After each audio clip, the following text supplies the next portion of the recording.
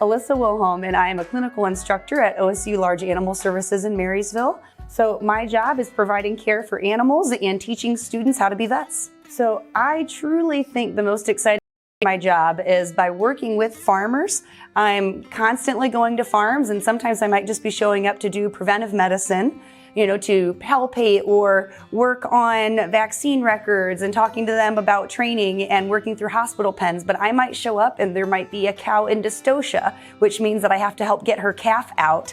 So you might stop and have to deliver the calf. And at the end of the day, you get the great satisfaction of knowing that you're kind of contributing to a good protein supply, but you also are practicing medicine at the same time.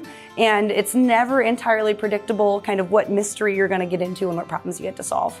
So I think my favorite part of solving those problems is being able to approach the case. And I think about my job kind of like an episode of House, for those of you that still do watch regular TV. So you approach it and you've got to think about what tools you've got in your toolbox. So you just take the little pieces of information that you've got. I make a problem list. So these are the primary issues. This is what I know. And then I have to think about what's going to be the next diagnostic test or step or treatment plan that I can utilize to help solve this problem. And it just slowly unfolds. And for me, that's a lot of fun. And there's always something new to learn and grow. And when you've got great clients to work with and you communicate that with them, it really makes for a lot of fun. Sometimes frustration, but for the most part, it's incredibly rewarding and very exciting when you're always learning new things. So my inspiration to be a veterinarian came from growing up at a smaller hobby farm. We mostly had horses, but I would have been in kindergarten when our veterinarian came out, and my mom trained horses. So this one was particularly difficult to deal with, and I was not allowed to touch this horse because I was 6 years old. So our veterinarian sedated the horse and then cut a mass off of his neck. And I thought that was fabulous, what medications could do to make these animals handleable. And then he let me incise the mass and I was hooked. I was 5, I was hooked, that was it. And so I grew up shadowing at his office and decided that I was gonna go to veterinary school.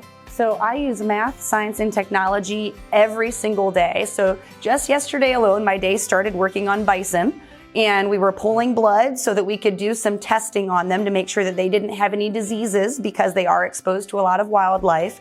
And at the same time, we were ultrasounding them to look for pregnancy. So I've got a fun mobile ultrasound that I get to use.